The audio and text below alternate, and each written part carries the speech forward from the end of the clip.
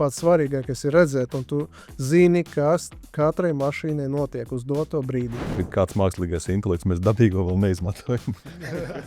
Mēs vedam medikamentus un cena uz 8 paletēm bija 1,2 miljoni. Un tad, ja tu pats neesi pasēdējis kravas autiņā, ja tu pats neesi pabraucis, tu redzi, ko tu neredzi, kur te ir aklās zonas un tam līdzīgas lietas. Sēžot ofisā un spaidot to mobilo aplikāciju, tu liekas, kā tas šofērs neskatīsies tajā mobilajā aplikācijā. Kāpēc viņš nevar tā kā, Mēs taču sēžam sastrēgumos, mēs spaidam telefonu. Laipni lūgti loģistika bez filtra. Vervo sarunu ciklā, kur mēs atklājam loģistiku tādu, kāda tā patiesībā ir. Vervo kopš 2008. gada nodrošina starptautiskos un vietējos kravu pārvadājumus ar pilnu servisu. Bet šeit mēs rādām to, kas parasti paliek aizkadros – cilvēkus, viņu lēmumus un izaicinājumus. Pirmais Latvijas loģistikas podcasts, kurā cilvēki un stāsti ir svarīgāki par cipariem. Laipni lūgti loģistika bez filtra. Esiet sveicināti Vervo sarunu ciklā Loģistika bez filtra, un šoreiz mēs runāsim par ļoti svarīgu lietu, iespējams svarīgāko lietu vispār mūsdienās, un tie ir dati, un mēs runāsim par datiem loģistikā, kādi dati tad ir pieejami un kā tos izmantot. Tādēļ šodienas sarunu viesi un sarunu biedri ir divi lieliski cilvēki. Aleksandrs no Vervo, kas strādā tieši ar autoparku, un Ingus no Mapon, kas strādā tieši ar datiem. Varbūt tad par visu pēc kārtas ar Aleksandru mēs jau vienā epizodē kārtīgi izrunājāmies par autoparku un kā tad norit autoparka ikdiena. Tad šodien paskatīsimies to autoparku no datu viedokļa. Varbūt tad, Ingus, sāksim ar tevi. Vispār, kas ir Mapon un kādas pakalpojumus Mapon piedāvā un kā tas nākas, ka arī loģistikas nozarē Mapon kaut ko piedāvā? Jā, tātad Mapon ir autoparku uzraudzības pakalpojums sniedzējs. Tas, ko mēs pavisam vienkāršā valodā runājot darām, mēs ņemam izsekošanas iekārtu, uzstādam to automašīnā, un tad mēs no automašīnas un apkārtējās vides lasām dažādas datus, kurus tad mēs apstrādājam savā sistēmā un pēc tam atdodam tālāk jau transporta uzņēmumiem, lai viņi varētu labi saprast, kas notiek uz ceļa. Un tie dati tur var būt pilnīgi dažādi. Tur var būt vienkārši GPS dati, kas ir tā kā, kur mašīna atrodas. Un beidzot ar visiem temperatūras datiem, mašīnas borta datoru datiem, degvielas dati, cik ir patēriņš, kāds ir atlikums un daudz citas lietas. Tā kā, ja mēs runājam par datiem, tad šī saruna dušain bez mūsu vai līdzīgas uzņēmuma klātbūtnes ir dušain diezgan sarežģīta. Diezgan sarežģīti, vai ne? Jo skaidrs, ka tos datus tātad, jūs zinat, kā iegūt, ja, un tad jūs viņus nododat atpakaļ uzņēmumam, un tad tālāk Aleksandrs viņus redz. Bet jā, varbūt Aleksandra mazliet paraksturo, kas ir tie dati, ko tu izmanto, kas tev ir svarīgi redzēt tavā ikdienas darbā? Mēs pārsvarā izmantojam pirmo, ko mēs darām, tas ir, protams, skatāmies mašīnas atrašanās vietas, degvielas patēriņu, šofera darba laikus, teoretiski tas ietaupa tev kādu laiku. Ja, ka, piemēram, nevajag zvanīt šoferim, mums prasīt, cik tev stundas palika šodien braukt.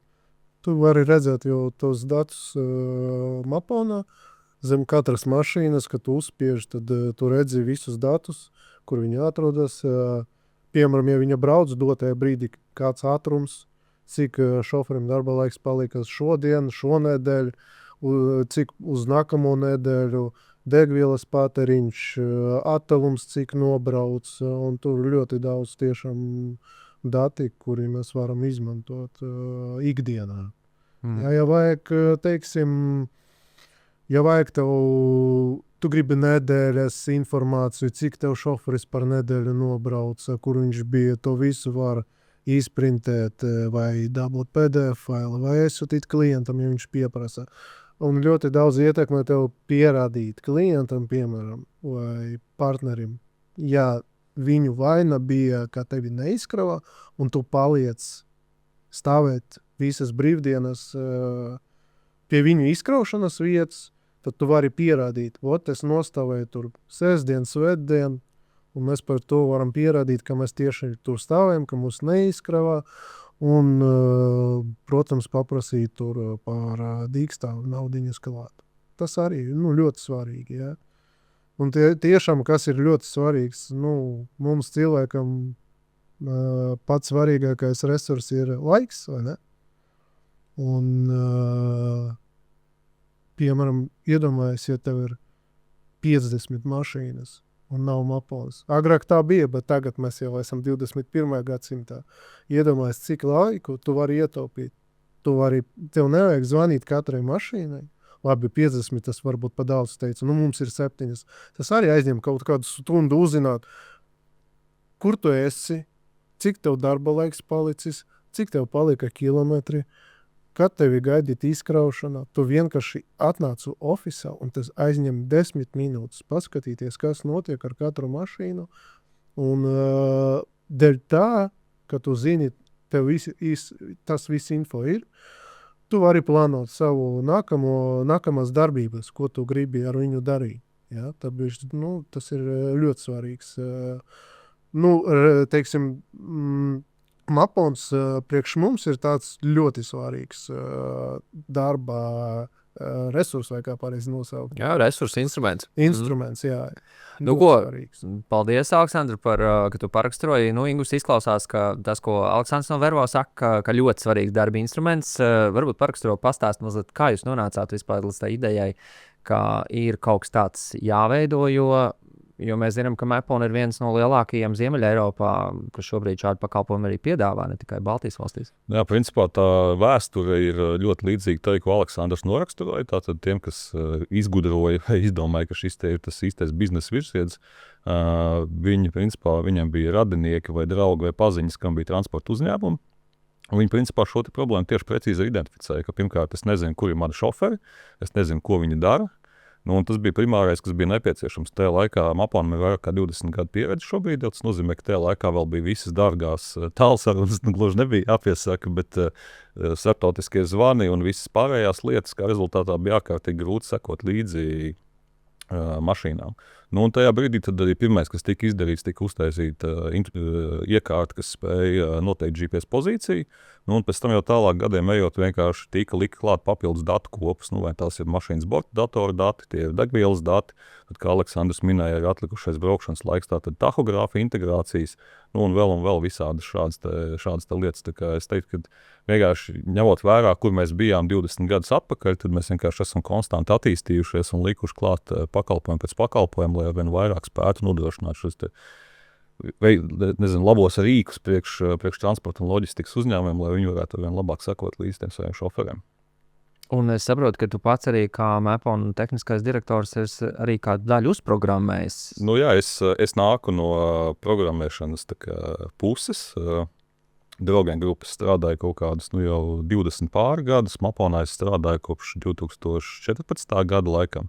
Un tad pirmajos gados bija tā, ka es biju diezgan cieši iesaistīts arī pašā tahogrāfa attālinātās lejupielādes projektā, tur temperatūras datu kontroles risinājumos un tam līdzīgi. Tā kā, es diezgan dziļi esmu bijis iekšā. Pēdējos gadus es vairāk esmu vadības pozīcijās, bet tāpat tā izpratne dziļi tehniskām lietām, kas un kā tur noteikti, man tāpat joprojām ir. Skaidrs, šis izklausās, protams, ļoti labi un it kā arī ļoti vienkārši, vai ne? Ir kaut kādi dati, kas tur kaut kur sakrīt, bet paraksturo dzīvē, piemēram, te mums ir viens automašīnas prototips. Kā tas notiek? Jūs atnākat ar kaut kādu, kastīti, iekārtu, kaut kur viņi tur bielīmē? Vajadzēja paņemt līdzi to kastītēs parādīt, bet, principā tā kastīte ir, 10x10 centimetri, šādām te mašīnām ir standarta pieslēguma vieta, kas ir FMS pieslēguma vieta. Latvijā mēs esam visas dīlers 20 gadu laikā izmācījuši, ka mašīnas ir jāparīko šo pieslēgumu vietu, un tad tu aizēji un pār 10 minūtēs piespraudies pie viņas klāt un dabū visu standarta datus. Bet tā kā šeit ir, piemēram, mašīna ar 2 bākām, es ceru, otru puses neredzu, bet tad šajā situācijā mēs arī mēdzam papildus uzstādīt degvielas mērstieņus, tātad durvjām bākās caurums, uzstādam, kalibrējam precīzes mērstieņus. Šitā laikam ir domāta refu piekabe, kas nozīmē, ka tur varētu būt, viņai vizuāli nav redzams, bet varētu būt saldētavas iekārta, kurai mēs arī spējam pat taisno pieslēgties pie smadzenēm, noķert datus par to, kāda ir uzstādītā temperatūra, kāda ir temperatūra, kur viņš cirkulē, kļūdu kodus un daudz citas lietas. riepas spiedienus potenciāli spējam lasīt pagaidām, gan platformā vēl labi neatrādām, bet arī svars uz asīm. Jūs varētu vienkārši stāstīt dušiem pusstundu par visiem. Stāst. Bet, respektīvi, tas nozīmē, ka mašīnai tīri fiziski tiek dažādās vietās, varētu teikt, integrēti, pieslēgti. Ja? Dažādi lasītāji, informācijas lasītāji, un tad tas viss tā kā, kur tas tā kā kaut kur kosmosā raidās. Tas vienkārši runājot ar mobilo tīklu nonāk līdz mūsu platformai, un tad mēs tos datus mēģinām analizēt. Skaidrs, ka atšķirās mašīnas, atšķirās kādi dati, no kurām mašīnām ir pieejami, un tad tas mūsu uzdevums ir visus šos datus salāgot tā, lai pēc tam viņus labi atrādītu. Tā kā, jā. Un, principā, tas, ko pēc tam redz Aleksandrs, jau tie ir apstrādāti dati, jā. Tas jau ir gatavais produkts, jā. Bet kas tur vēl notiek pa ceļam, cik sarežģīts ir tas process, lai dažādos tos datus no dažādām tām vietām tur visu teiksim, ja mēs runājam par degvielas datiem, tad, teiksim, degvielas līmeņa dati bākā, teiksim, mašīna nostājās pie rampas, lai izkrautos, tad viņi, tur sagāžās uz priekšu vai uz apakaļ, tajā brīdī līmenis nosvārstās, un tad ir jāspēj identificēt, vai tā ir, degvielas šūpošanās bākā, vai tā ir degvielas noliešana. Teiksim, tad tu seko līdzi, vai piebraucot pie rampas, tev degvielas līmenis nokarītās, nobraucot no rampas, degvielas līmenis atkal atgriežas normālā stāvoklī. Un tur ir visādi šie brīnumi, kas datos ir jāfiltrē ārā, lai pēc tam cilvēkam, kas tos datus skatās, jau viņam būtu kvalitatīvi dati. Un, teiksim, tieši tāpatās arī refu piekabei, saldētavai, jebkurai saldētavai arī mājās ledeskapim ir jāatkausējās. Tad mums ir jāspēj identificēt, ka tas ir brīdis, kad saldētava atkausējās, lai mēs šos datus nerādītu pēc tam gala klientam, kad tur bija, kaut kāds temperatūras kāpums vai kritums, kā rezultātā viņš varētu uzskatīt, ka, krāva tika bojāta ar nepareizu temperatūras režīmu. Tur ir ļoti, ļoti daudz to tehnisko detaļu, un tas droši vien ir tas, kas man arī bišķi aizrauja tajā darbā, kad ir, nav vienkārši.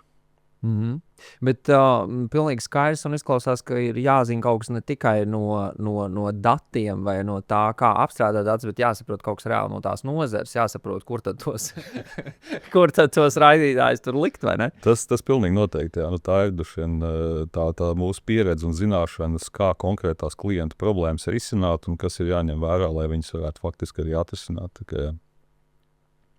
Skaidrs, izklausās, ka jums ir tas izdevies gana labi, un to novērtē gan Vervo, gan es pieņemu, ka citi jūsu klienti Ziemeļeiropā, un es pieņemu arī plašāk. Jums ir kāda jūs geogrāfija? Geogrāfija mums ir īstenībā ļoti plaša. Mēs ar gala klientiem strādājam, bail samelot 8 vai 9 valstis. Šobrīd ir tātad visas Baltijas valstis, Somija, Zviedrija, Dānija, Spānija, Īrija, varbūt kādu jau aizmirs. Bet mēs strādājam arī ar partneriem. Principā mums ir partneri faktiski visā pasaulē, tajā skaitā Austrālija, Latīņa Amerika, ir arī daži Āfrikā, lielākā daļa, protams, Eiropā, tāpēc, ka risinājums ir pielāgots Eiropas tirgumu. Bet jā, tā, tas mašīnu skaits, ko mēs sekojam līdzi, ir kaut kādi virs 300,000.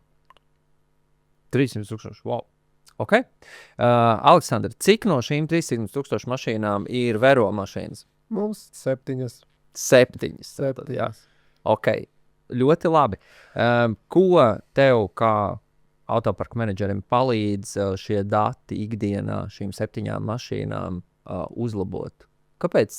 Tu jau paraksturoji, kādēļ ir svarīgi, bet tā no praktiskā viedokļa varbūt tu vari pastāstīt kādus konkrētus piemērus. Kā es jau iepriekš minēju, mums katram cilvēkam svarīgāks viņu resursi ir laiks. Mēs nekad nezinām, cik mums palicis, vai ne? Un tad tev pēc iespējas vairāk savā dzīvē ir ietaupīt laiku uz vienkāršām lietām. Kā es iepriekš teicu, ir ļoti, ļoti baigi daudz laika ietaupīt to, ko tu redzi uz ekrāna. Kad tu atnāc uz darbu, ieslēdz datoru, atver maponu, tu redzi visu. Es redzu, kas man notiek ar visam mašīnām. Un vēl, kas ir labi, mapona, viņam diezgan precīzi rāda mašīnas atrašanās vietu. Es iepriekš pastrādāju ar, man liekas, 2 vai 3 citam mapam līdzīgam firmām, bet viņiem, es nezinu, laikam, varbūt 15 minūtes atšķirība ir. Tas ir diezgan daudz.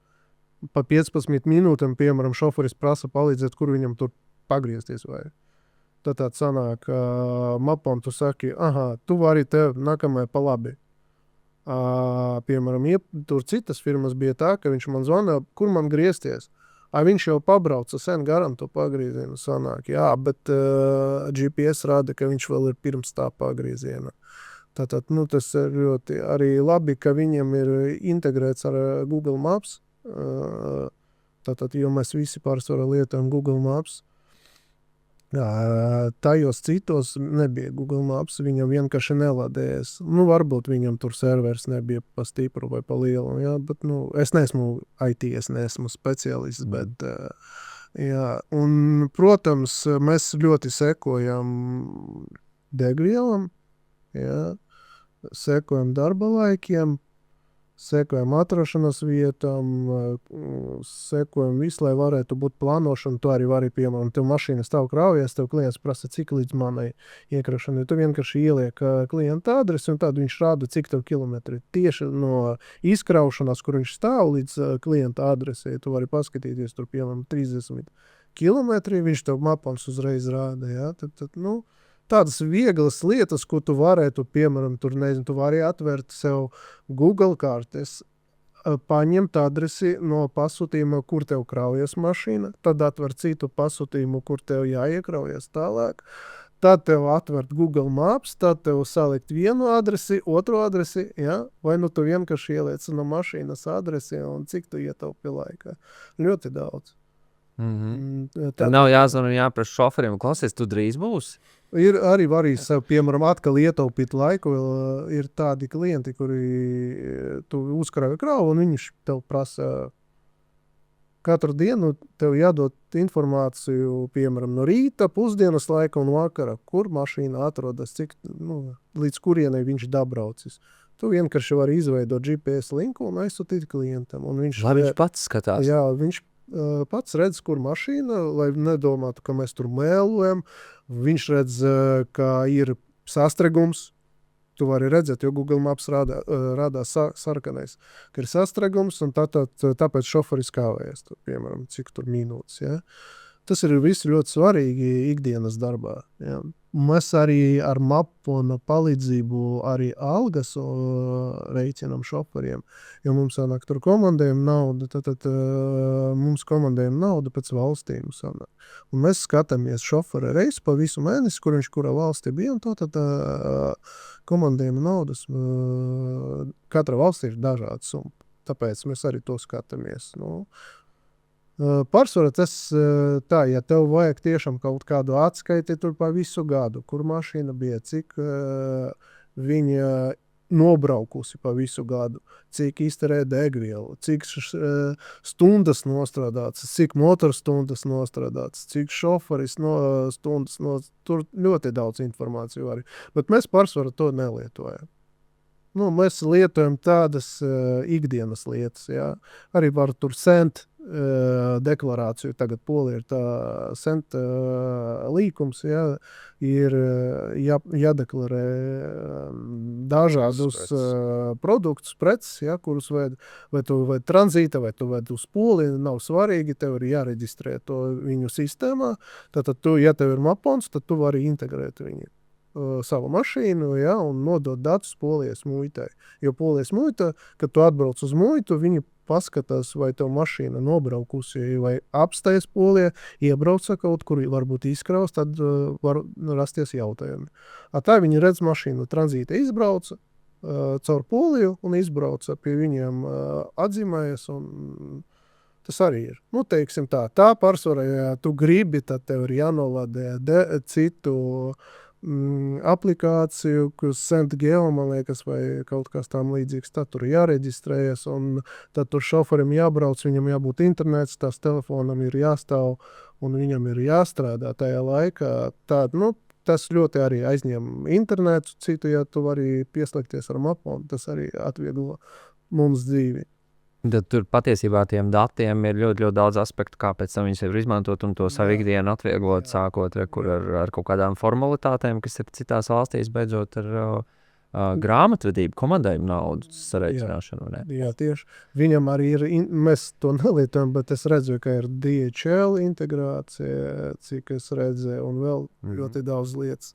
Arī tagad arī ir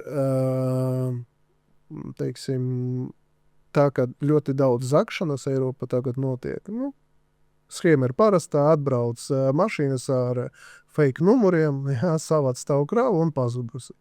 Tad klienti, lieli gan mazi partneri prasa integrēt Maponu ar viņu kaut kādu sistēmu. Un, ja tu paņem no viņa kravu, tad viņi redz mašīnu, jo Mapons dod datus arī viņiem. Tas arī ir svarīgi. Jā, jo viņi, piemēram, tev, teiksim, kaut kādu labu, lielu klientu ir vieglāk dabūt. Jo viņi redz, ka ka tu vari iedot viņam datus, un viņi redz katru tavu mašīnu. Tu paņem kraunu, viņi pat neprasa tev, kur viņi atrodas. Viņi redz uz savā sistēmā. Un tas arī iespēja dabūt labu klientu ir lielāka nekā, ja to nebūtu. Tas integrācijas. Lūk, Aleksandr, tu tagad stāsti par visām šitām featurām, jau un izklausās, ka tāda datu iespējas ir bezgalīgas, bet kā ir, Ingus, vai tiešām tā ir, vai tomēr ir kaut kādi limiti, ko mēs jau varbūt esam sasnieguši, ko Mapons jau ir sasnieguši? Es domāju, ka tas limits ir tas, ko Aleksandrs arī vairākas reizes sarunas gaitā ir paspējis pateikt, ka viņi kaut kādus datus neizmanto. Nu, tā kā es domāju, ka viens ir tas, ka mēs kā uzņēmums varbūt spējam savākt daudz vairāk datus, nekā faktiski pēc tam uzņēmums ir spējīgs paņemt pretī, izmantot un mācēt viņus izmantot. Un es domāju, ka tā ir varbūt arī lieta, ko mēs redzam arī citos klientos, ka dati ir pieejami vairāk nekā cilvēki faktiski viņus spēja izmantot. Un tas droši vien ir kaut kas tāds, kas ir tāda iespēja uzņēmumiem uzlabot savu darbību, iespēja attīstīties vēl tālāk un tam līdzīgi. Bet tā kā no datu ievākšanas viedokļa, mums arī kaut kādā formā ierobežo tas, cik daudz mēs mobilos datus varam notērēt, lai vāktu datus, cik daudz datus ir jēga vākt un tam līdzīgi. Tā kā mēs, piemēram, tur varam vēl nezinu, 10 reizes vairāk datus savākt, bet vai no tāpēc tam būs vēl kaut kāda papildus pievienotā vērtība, tas ir droši vien tas lielākais jautājums. Vai jūs ejat arī pie klientiem un sakat, tieši līdzīgi kā tu šobrīd arī teici, tad mums, hei, bet vai jūs esat padomājuši, ka jums ir arī dati par šo, un vai jūs viņus izmantojat, vai jūs patiesībā redzat, kādus klientus, katrs klients datus izmanto? Vai tas, mēs redzam, kuras daļas no platformas klienti izmanto, to mēs vācam sev analītikas vajadzībām, lai saprastu, kuras sistēmas daļas mums ir jāuzlabo, jāattīsta, vai nezinu, piemēram, kuras sistēmas daļas kļūst lēnas lielākiem klientiem un tam līdzīgi tās lietas visas mums ir jārisina. Skaidrs, ka lielākiem klientiem mēs strādājam daudz ciešāk, ar domu, ka mēs regulārāk ar viņiem tiekamies, mēģinām saprast, kas ir tās viņu problēmas un tam līdzīgi. Tagad šobrīd pie vispārējā degvielas cenu kāpuma skaidrs, ka visiem ir ļoti aktuāla degvielas problēma. Visiem pēkšņi interesē, kas notiek ar viņu degvielu. Tas, ko Aleksandrs minēja par zādzībām, ir standarts scenārijs arī, kad Eiropā bākā urba caurumu naktī, sūknē ārā degvielu, un tad tev ir ne tikai nozagta degviela, bet tev ir arī sabojāta automašīna. Tas ir tāds ļoti sāpīgs pasākums priekš transporta uzņēmumiem. Ir arī tādi gadījumi. Agrāk bija ļoti agresīvi vienkārši taisīja tev caurumu bakās un lēja nost. Tagad viņi uzlauž korci uz bāka, vismaz tā. Bet tā, ja tev uztaisiet caurumu, viss bakas jāmaina, abas divas. Uz parkingu jāsauc, tas ir ļoti lielas izmaksas. Ja tu esi kaut kāda Francija vai Vācija, tev izsaukt servisu ar jaunām bākām, tur kosmosa būs cena. Nenormāli liela. Bet, tagad iedomāsimies situāciju. Tagad ir Mapons jau ir tātad salicis tātad datlasītājus, ja? Un tu tagad redzi, vai tu redzi reāli laikā, teiksim, kā autoparka menedžers, ka tur kaut kas tai mašīnai, tai bākā, kaut kas notiek? Ko tu dari? Kāds ir tas algoritms, ko tu vari darīt šādā situācijā? Vispirms ir jāpārbauda, cik liels daudzums, jo dažreiz ir tā, ka mums un mašīnām ir 2 bakas. Un dažreiz ir tā, ka no vienas bakas, kad galvenā baka jau paliek mazāk degviela, tad no otras bakas partēc uz to pirmo galveno bāku. Tas vēl nenozīmē, ka kāds taisa caurumu tajā bāgā. Ja? Tad tu redzi, ka ir tur mīnus, piemēram, 60 litri pārteicēja. Ja? Bet viņi to regulāri redzi. Piemēram, ja viņš tev pārteic, tad tur kaut kādu visu laiku minus 61 litrs. Nezinu, kāpēc mums tā rāda, bet viņš pārteic ar laiku, un tu vari paskatīties. Tu vari redzēt, kur tieši tas noticis, piemēram, jā, GPS arī viņš rāda, kur mēs braucam polī, piepildījām klāt, viņš rāda, kuru adresi mēs piepildījām, tur cik daudz litrus ielējam. Šoferis čeku var sūtīt, bet es tik un tā jau redzu, cik ielēja klāt. Paldies, es jau zinu. Jā, bet, tādas atzības, kā mēs, esam pagaidām satikuši. Bija nolējuši, bet mēs tik un tā redzam, bija jāpildas tur pa dargo Beļģija vai Francijas, neatceros. Jā, bet mēs visu, kā iepriekš tev pagājušā podkastā teicu, mēs šoferim prasam nostāties drošajā parkingā, lai samaksātu labāk 20 eiro par nakti, nekā tev nolies štuka litru degvielas, un tev pēc tam būs jāpildas pa dargu, un vēl pēc tam nav zināms, vai ja viņus tos korķus uzlauza, tad vēl korķus jāpērk. Tas ir ļoti svarīgi arī tam sekot. Tāpēc mēs paldies Dievam, ka mums nav ar to problēmas, un šefi ļauj šoferiem stāvēt tur, kur drošāk. Es teiktu, šī tā situācija, ko pēc tam negribās Maponā vispār redzēt, ka tur kaut kāds nolēja. Kaut kas ir noticies. Bet varbūt paraksturo, droši vien Ingus varbūt arī var pastāstīt no kaut kādām, reāli no nozars, ja kas ir noticies, bet Aleksandra, kas varbūt bijis tas, ko tu esi reāli varbūt novērsis, vai kas tev ir palīdzējis, tāpēc, ka tev ir šie dati? Es kā iepriekš, es pat nekad neatkāpšos no savas atbildes laiku. Laiks ir galvenais, jā? Ietaupīt, jo es saku, tu vari meklēt jau citas kravas, vari plānot jebko. Tev ir pats svarīgākais ir redzēt, un tu zini, kas katrai mašīnai notiek uz doto brīdi. Kam cik palicis tur braukšanas laiks, darba laiks, un tu vari visu saplānot mierīgi, nezvanot šoferim, nezvanot nevienam, neko neprasot, kas un kā. Tas ir ļoti svarīgi. Ja? Un, protams, šoferi dažreiz pazvana, paprasa, man te ir tik daudz palicis degvielas, kur mēs varam piepildīties. Es redzu, ka tu izreicināji, viņam vajag to, piemēram, Polijā piepildīties klāt. Значит, es viņam saku, davai, apstējamies, un tev ir tik daudz litri, izreicini, cik vēl tev vajag klāt, lai tur, piemēram, piepildīt Polijā, lai tiktu līdz Latvijai. Ja, šoferis izreicina, ka viņam tur vajag, 300 litri pieliet klāt. Jo ar Maponu palīdzību mēs redzam, cik tur bākas ir atlikums. Tātad viņš apstājas, pieliek klāt degvielas un brauc tālāk. Ja? Teoretiski ļoti līdzīga ir, ja šoferis nomera un Maponu dati, viņi ir ļoti līdzīgi. Ja. Agrāk šoferi jau lineāli mērīja, cik viņam degvielas palicis. Jā, tā arī bija. Viņam bija tāds lineāls izliekamais, tā viņi ieliek bākās, tur pēc centimetriem paskaties, cik ir, tad izrecināja, cik viņam litri. Tagad jau nevajag, tev ir palīdzība. Mapons pazvana, cik man bākās degvielas atlikums. Tu viņam saki, cik, ok, paldies. Paldies. Tad viņš jau tālāk arī reicina savu, ja tu viņu aizsūtīji uz Sloveniju, piemēram, un tev jābrauc tālāk, no Slovenijas tu uz viņu uz Itāliju sūti, un tad no Itālijas viņš sakraus uz mājām, tad viņš prasa tajā laika Itālijā, cik viņam ir atlikums. Ja, piemēram, ja mēs braucam uz Sloveniju un atpakaļ, mums nevajag piepildīties klāt nekur.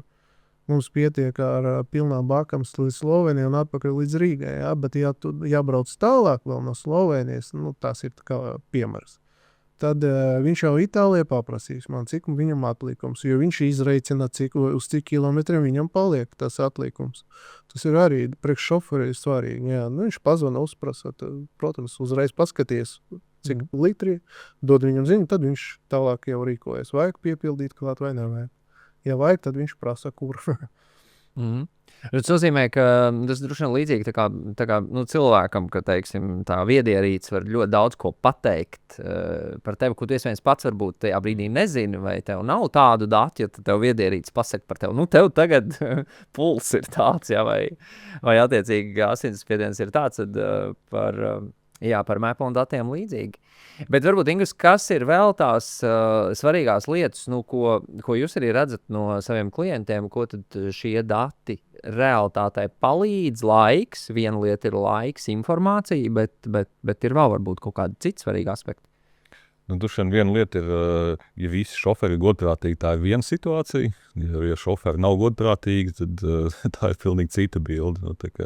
Mums ir pieredzē ļoti daudz situācijas, kad ir vesels bars vai vesela grupa ar šoferiem, kuri mēdz aizliet garām degvielu, noliet degvielu un šitās lietas darīt.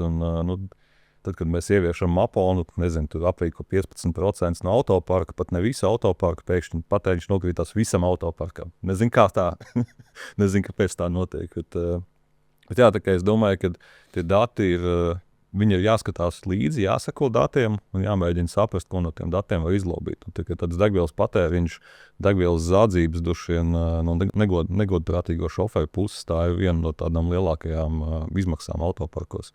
Ja teiksim, ir mazs autoparks, jo tos šoferus visus zina pēc vārda, sejā un tam līdzīgi, tā ir viena situācija. Bet ja tev ir, nezinu, tur 50-100 mašīnas un tam līdzīgi, tad tas cilvēka apjoms ir lielāks un daudz grūtāk viss zināt, ko viņš kurā brīdī dara un tam līdzīgi. Kāda ir tā kopējā attieksme vai sajūta no šoferu puses par GPS uzraudzību? Tā, ka... Zini, mums paveicas. Mums visi šoferi ir diezgan labi. Es neko nevaru sliktu pateikt. Mums ir ļoti laba komanda, stipra diezgan. Agrāk bija tā, es citā firmā strādāju, tur vienkārši šoferi, tādas, viņi tev varēja apšakarēt. Tu viņam saki, kā tad tu nevari braukt, tu vēl vari braukt, viņš nostradētu. Es jau 9 stundas nobraucu, bet tu redzi pēc Mapona, ka viņš tikai 6 nobrauca, ka viņš nobrauca tur 400 kilometrus un cipa grib jau stāties nost un gulēt vai iedzert, es nezinu, jā. Mums šoferi, jā, tur jau arī redzēt, tur man ka reiz bija labs šīs nedēļas gals, pagājušas nedēļas atvainojos. Sestdien šoferis, man liekas, nobrauc pa 9 ar kapekam stundam 854 kilometrus. Tas ir ļoti labs rezultāts, jā, nostradēja visu maiņu līdz galam. Bet Ingus teica arī iepriekš, ka refrižeratoriem tu vari redzēt temperatūru. Ja tu ved medikamentus, tad, ja es nemaldos, tad jums arī var ielikt brīdinājumu, ja temperatūra krītās, tad viņš tev jau rāda tas priekš klienta, ja tu ved dārgos medikamentus. Tas ir, kaut kāds bija man laiks, kad mēs vedam medikamentus un cena uz 8 paletēm bija 1,2 miljonu eiro. Un tur viņi, tur vajadzēja temperatūru skatīties obligāti, nedod Dievs tur 1 vai 2 grādus paliek zemāk, tad tur jāapstēs, jābrauc uz servisu, lai nesabojāt, jo ļoti dārgi medikamenti, klients arī to redz. Un, protams, ar to brīdinājumu tu vari, ja tev ir temperatūras kraut, tad tu vari būt, ka lietas kursā, kāda tev temperatūra, ja viņi krīt nost, tad tu vari laicīgi rīkoties, ko tev darīt, ja, tur zvanīt tiem servisiem, ja, mehānīķiem, lai viņi izpalīdzē, ko darīt, ja temperatūra krīt nost vai ceļās augšā, piemēram, ja, tā, ka tu augļus vai puķis ir jāvēt uz +4, piemēram, ja, +2, ja viņi aug, tad tev puķiem var būt krantējā, kas tad jau, jā, tu vari laicīgi rīkoties. Tas ir ļoti svarīgi arī, lai nesabojātu preci klientam.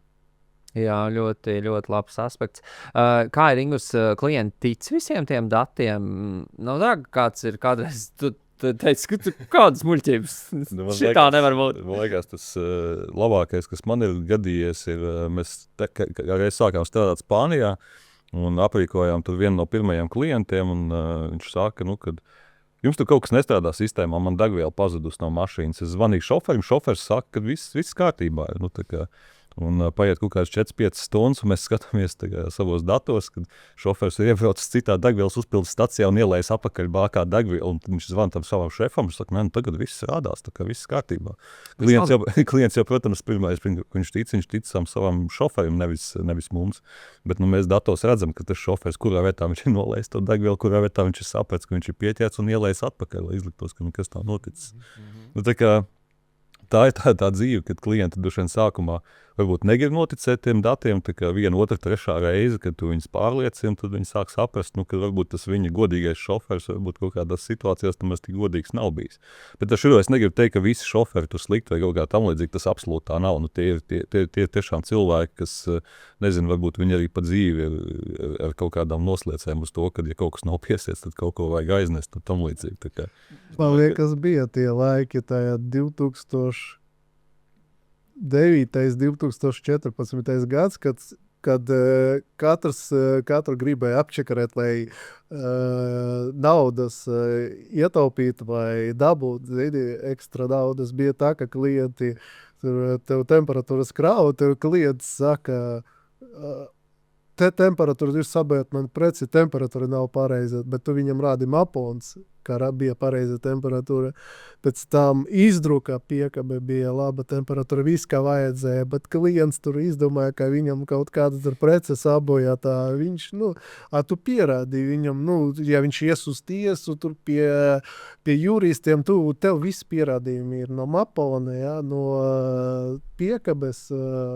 Bet bija tie laiki, ja šoferi gribēja tur apčakarēt ar darba laikiem, ar degvielām, klienti ar temperatūram, ja, un tad ar kāvēšanu bija tā arī, ka klienti teica, jūsu šoferis nav te, mēs viņu neuzkrājām, viņš tur 3 neatbrauca, ka jūs soliet, mēs visi aizbraucam mājās, tu skaties, ka šoferis tur atbrauca tur 2, un tur jau neviens nebija.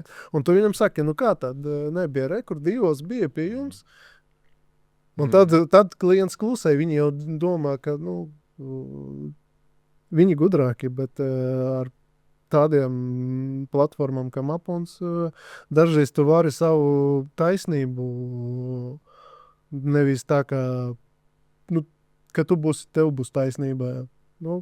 Jā, kristīvi dati ne tikai palīdz varbūt iegūt informāciju, kas ir vajadzīga tam operatīviem, bet arī pasargāt. Dažreiz arī juridiskajos jautājumos ļoti svarīgi. Jā. Ir dažreiz tā, ka arī varu izstāstīt vienu piemēru, un arī ar refrižerātora situāciju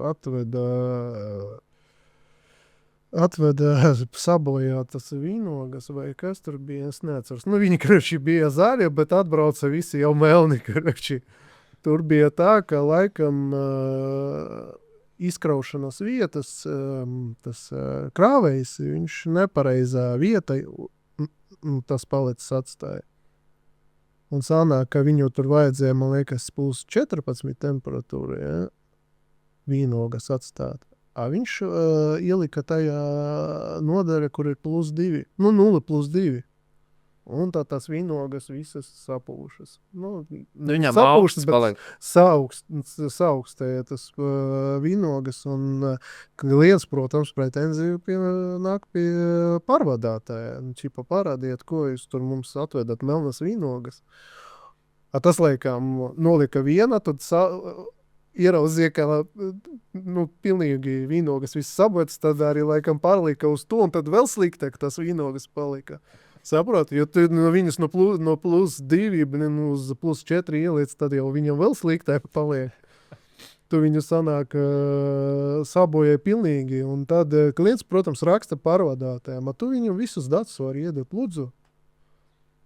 +14, man liekas, vīnogas jāved, ja? Rekur +14 bija piekaba, visu no iekraušanās līdz izkraušanai, visu ceļu +15, izprintēja viņam, lūdzu, šito te termoprintu, lūdzu, +14 visu no rampas, no iekraušanas rampas līdz jūsu rampai, lūdzu.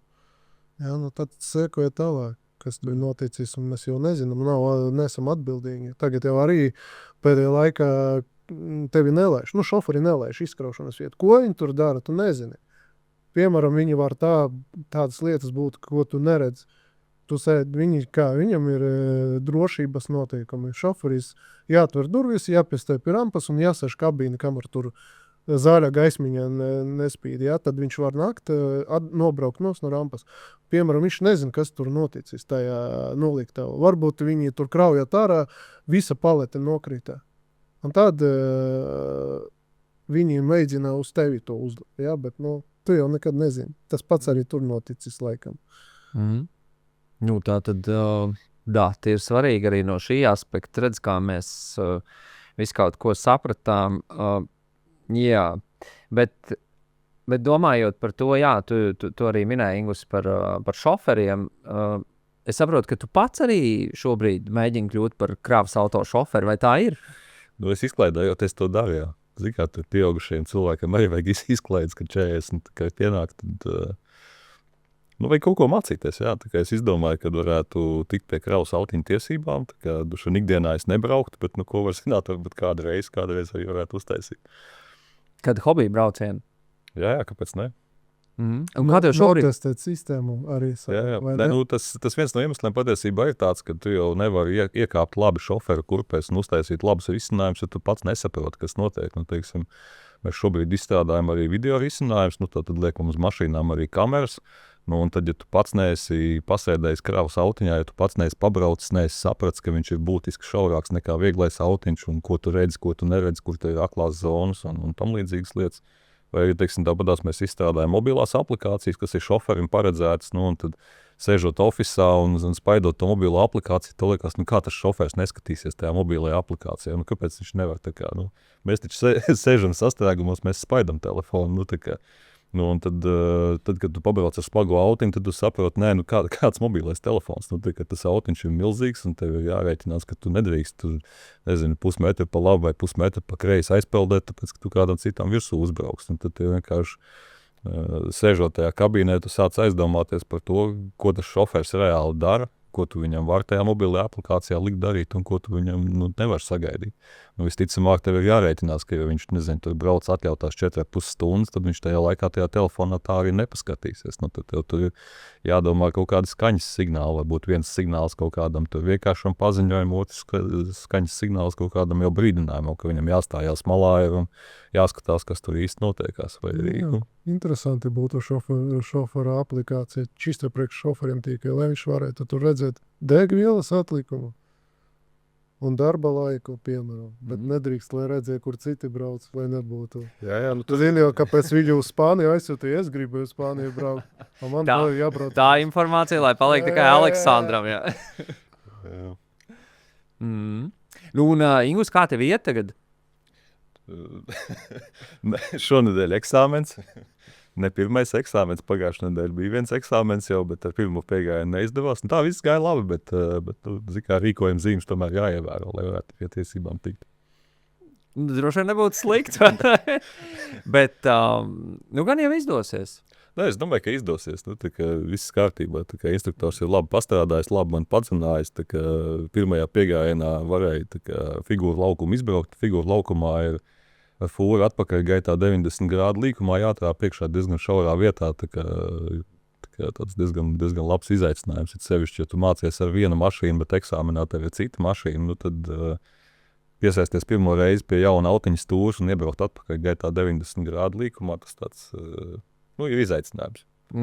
Jā, šis arī tavs minētais ir lielākais izaicinājums visā tajā procesā, tā apakaļgaita vai ir vēl kaut kas? Es domāju, ka arī braukšanas satiksmē, tie ir pilnīgi citi gabarīti, to vieglo es pieredzu, ka tu var raut diezgan tuvu pie apmalītēm un samlīdzīgi smagajiem autiņiem, tomēr tev ir baigi jārēķinās, kuros krustojumos tu tiksi iekšā, kurā brīdī tev ir jāiebrauc arī pretējā joslā, lai tu varētu izgrozīties. Varbūt ar to mašīnu, ar ko es mācos, ar to tas vēl ir bišķi vieglāk, ka C kategorija, kas tev uz galda ir, tas ir kārtas sarežģītāk, bet es teiktu, ka tā ir pilnīgi cita pasaule. Es arī mēdzu braukt ar riteni, es mēdzu braukt ar moci, tad līdz nesenai vēsturē es vēl minos ar Ričuku pa Rīgas apvedceļu pa asfaltēto maliņu.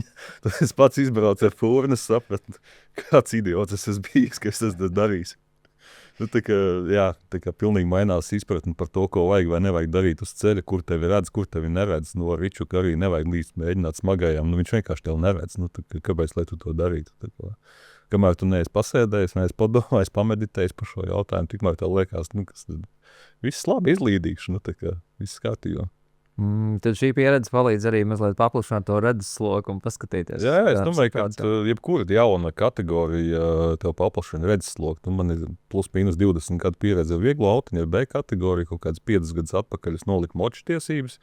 Tad es sāku saprast, ka man ir jārūpējās par to, lai mani redzētu uz ceļa. Un tad tagad ir spagais autiņš, viņš arī paplašina to redzesloku. Nezinu, varbūt nākamais ir D kategorija, autobus, vēl kāds tramvajs vai trolejbus jānoliek. Traktors. Traktori jau tagad izmainīja noteikums, tā ir B kategorija, kaut kāds mazos traktors var tāpatās vizināties. Tā kā, jāmācās alfabēts. Jāmācās alfabēts, zigā. Un droši vien, ka Mapons jau varētu arī, un iespējams, ka jau to dara, vai ne? Tur ir tik ļoti daudz citas arī nozares, kurās vēl izstrādātu tāds risinājums, vai ne? Un tad tu attiecīgi, tad arī, es saprotu, tās kategorijas mēģinās būt klāt. Kur es tikšu pie kategorijas, tad mēs risinājums izstrādāsim, jā. Nebūtu slikti, jā. Nu, ko, tas tiešām ir interesanti, bet kopumā, kā tad jūs vērtējat nākotni, vai kā jūs skatāties uz nākotni? Parunāsim mazliet jau nobeigumu. Intelekts. Mākslas, jā, bet kas, teiksim, dati, šobrīd mēs saprotam, jā, mēs runājam visās jomās, dati, loģistika arī dati ļoti svarīgi, tīpaši reālaika dati no auto, kas palīdz visu kaut ko risināt. Forši, kur mēs virzamies, kurā virzienā? Es domāju, ka tas ceļš pilnīgi noteikti uz arvien lielāku efektivitāti. Tā kā kur vien ir iespējams ietaupīt, tur tiks eventuāli ietaupīts. Šobrīd tā ir lielākais fokus, visticamāk, ir mēģināt visiem iespējamiem veidiem ietaupīt degvielu. Es atceros, kad es sāku Maponā strādāt, tad normālais šāda te automobīļa degvielas patēriņš tika uzskatīts kaut kā 32-34 litri, tad 26, 28, šobrīd ir runa 24, 26. Tas nav tikai mūsu kaut kāds nopelns vai šoferu nopelns, tas ir arī autoražotāju nopelns, ka viņi mašīnas padara vien efektīvākas un tam līdzīgi. Es domāju, ka tā ir viena zona, dušiem nevar izslēgt kaut kādu nākotni ar autonomo braukšanu, kur it kā jau visu laiku runā, kad Tesla nodrošinās self-driving in 5 years, tikai tas 5 years nekad tā arī neiestājās. Joprojām tiek runāts, ka pēc 5 gadiem. Es, ka reiz ar Vīli runāju pagājušajā podkastā par nākotni. Eiropa nebūs gatava vēl pagaidām ar to visu. Varbūt vēlāk. Es domāju, ka 5 gadi točno ne, bet varbūt, ka vajag 20 gadus, lai būtu visa infrastruktūra gatava. Zinām, par tiem laika nogriežņiem dažiem viedokļi dalās. Tur varbūt kaut kādi lokāli eksperimenti vai lokālie gadījumi, teiksim, pilsētas satiksmē, kur ir kaut kāda strikti kontrolēta vide, tas varētu pienākt ātrāk. Tur ir kaut kādi, tā kā Aleksandrs sāka, infrastruktūras negatavība, lielie izvēles braucieni pa kaut kādām random vietām, tur dušiem tas varētu būt ilgāks laiks. Ja viņi grib pāriet uz elektromašīnām, un skatoties, kas tagad notiek Eiropā, runājot ar šoferiem un izvērtēt visus informāciju, Eiropa nebūs gatava, arī visa pasaulē. Viņiem ir jau ASV jau brauc autonomas mašīnas, Teksas, viņi ved naftu uz noliktavam no viņu tur tas dabūšanas vietām, bet viņam ir tikai tāds taisns ceļš, un viņi ar to Tesla traku vai kas tur, viņi jau braukā, bet redzi, lai visa pasaulē atnāktu pie šī, ir vajadzīgi ļoti daudz gadi. Jo, piemēram, arī tais parkingos, visas mašīnas tagad ir diezgan, pārsvarī ir dizeļdegvielas. Es zinu, ka vācieši jau testē elektromeršus, bet viņiem nav kur iepildīties elektro. Nav gatavas viņas. Tev tad jāpaplašina tie parkingi vai jāuztaisa speciāls vietas, kur var uzlādēt to mašīnu. Ar šito, teiksim tā, ka varbūt, ka pasaulē ir gatava, idejas visiem ir, ražotāji jau davai, mēs gatavi, tas mašīnas ražot, bet tā infrastruktūra, viņa nav gatava. Ir tā, ka tu brauc tur, nezinu, pa Sloveniju kaut kādu, tur nav parkingi, kur nostāties. Un ja to izlādēs baterija, tad jau baigi liela problēma atnāk. Nu, teiksim tā, ka nobraucot no Slovenijas, tur Austrijas, Slovenijas robežas līdz Itālijas, Slovenijas robežai nav normāls parkings neviens. Tur knapi var parastās mašīnas nostāties, tur uz kādam, 15 mašīnām vietas un viss, kā tev vajag uzlādēties. Un Itālija tur vispār arī, liekas, ka Eiropas valsts, jā, bet, tur viss vienkāršāk ir. Man liekas, ka viņiem ir mazāk uzpildes, elektrouzpildes stācijas nekā mums. Ja viņi jau pārsvarā tā dzīvo, vienalga, un kā tad mēs būsim gatavi, es nezinu, tam visam. Viņam droši vien mašīnas brauc uz tomātu mērci. Jā, varbūt, jā. Tas būs lētāk viņiem braukāt uz spageti ar tomātu mērci. Tieši tā, ļoti interesanti, bet mūsu saruna ir pietuvojusies noslēgumam. Kas ir tas, varbūt, ko jūs beigās vēl gribat atzīmēt? Varbūt kaut ko nepateicāt vai kaut kāda doma vēl palika? Mākslas intelekts būs integrēts? Būs. Man liekas, ka jebkuram tehnoloģiju uzņēmumam ir jādomā par mākslīgā intelekta risinājumiem. Patīk ir tā viena reklāma, kur saka, ka kāds mākslīgais intelekts mēs dabīgo vēl neizmantojam. bet pie nopietnām lietām droši vien skaidrs, ka mēs arī eksperimentējam, mēs mēģinām atrast tos pielietojumus. Un ļoti daudz, ko mēs redzam šobrīd arī tirgu, ir tas, ka tiek mākslīgais intelekts piesaukts mārketinga nolūkos.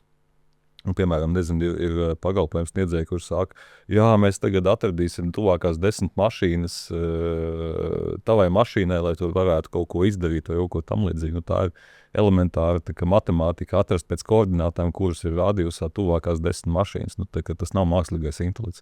Tas, kur ir jāskatās uz tiem pielietojumiem, kur mēs varam atrast kaut kādu procesu, kur uzlabot. Un, mēs zinām, ka ir klienti, kas caur mākslīgā intelekta modeļiem dzen cauri CMR dokumentus, tātad tur ir dokuments ar ļoti skaidru struktūru, viņi izkasa visus vajadzīgos informācijas blokus, informāciju, lai viņi pēc tam varētu automātiski izrakstīt rēķinu gala klientam. Šeit ir kaut kādi tie pielietojumi, kur klienti jau mēģina atrast risinājumus un tam līdzīgi, kur viņiem visticamāk uz mūsu datu vai ar mūsu palīdzību, mums ir šoferu aplikācija, kurā tas CMR tiek nobildēts, to CMR mēs viņiem atdodam digitālā formā un viņi jau var spēt viņu apstrādāt pēc savām vajadzībām. Vai vēl kaut kādas lietas, ar to pašu degvielas analīzi, mēģināt noteikt tos brīžus, kuros, atkarībā no mašīnas svaru uz asīm, kādam būtu jābūt degvielas patēriņam, lai spētu novērtēt, vai šofērs brauc ekonomiski vai neekonomiski. Mēģināt datus salīmēt kopā nevis tikai no viena datu avota, bet no daudziem datu avotiem. Es domāju, ka tās iespējas tur ir milzīgas, bet tur ir ļoti, ļoti jāuzmanās no tā, kad ir noteikti cilvēki, kas runā mārketinga un pārdošanas sloganos par to, ka viņiem tagad viss maģiski notiek un mākslīgais intelekts to visu ir izdarījis. Tam līdzīgi. Tomēr arī bija šis dabīgais intelekts, tos arī jāpielieto. Jā, es domāju, ka ir ļoti daudz vietas, kur joprojām izmantojot datus esošajā apjomā un sākot viņiem sekot līdzi, var iegūt ļoti būtisku ieguvumu. Ir ļoti, ļoti daudz tādas lietas. Es domāju, ka nevajag tik ļoti fokusēties varbūt uz to hype, kas ir apkārt mākslīgo intelektu, vajag mēģināt pieiet tai problēmai praktiski, mēģināt saprast. Aleksandrs visu laiku pareizi uzsver, dārgākais, kas mums ir, tas ir laiks. Ja mēs varam atrast veidu, kā laiku ietaupīt ar datu palīdzību, ar mākslīgā intelekta palīdzību, tas ir to vērts. Ja mēs gadījumā, ar mākslīgā intelekta rīkiem sev radīsim lieku darbu, kuru faktiski nevajag darīt, tad kāda jēga? Mums ir galvenais spēt izdarīt to savu darbu ātrāk un ietaupīt savu laiku. Galvenais ir spēt izdarīt darbu ātrāk un prieks, ka Vervo jau šobrīd izmanto Mapon un jau ietaupa laiku, un ne tikai sev, bet arī saviem klientiem. Un, Aleksandr Ingus, liels paldies jums par sarunu. Tieši tā arī šādā podkāstā dārgākais, kas varbūt ir klausītāju un skatītāju laiks.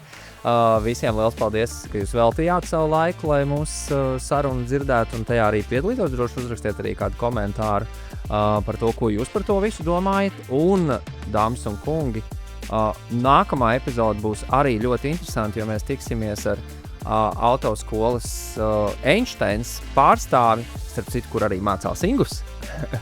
Un mēs runāsim tieši par krāvas autovadītāju sagatavošanu, par fūristu sagatavošanu, kā tad tas notiek un kas tad ir tās praktiskās aizkulises aiz tā visa. Paldies, ka skatījāties, klausījāties. Vislabāk!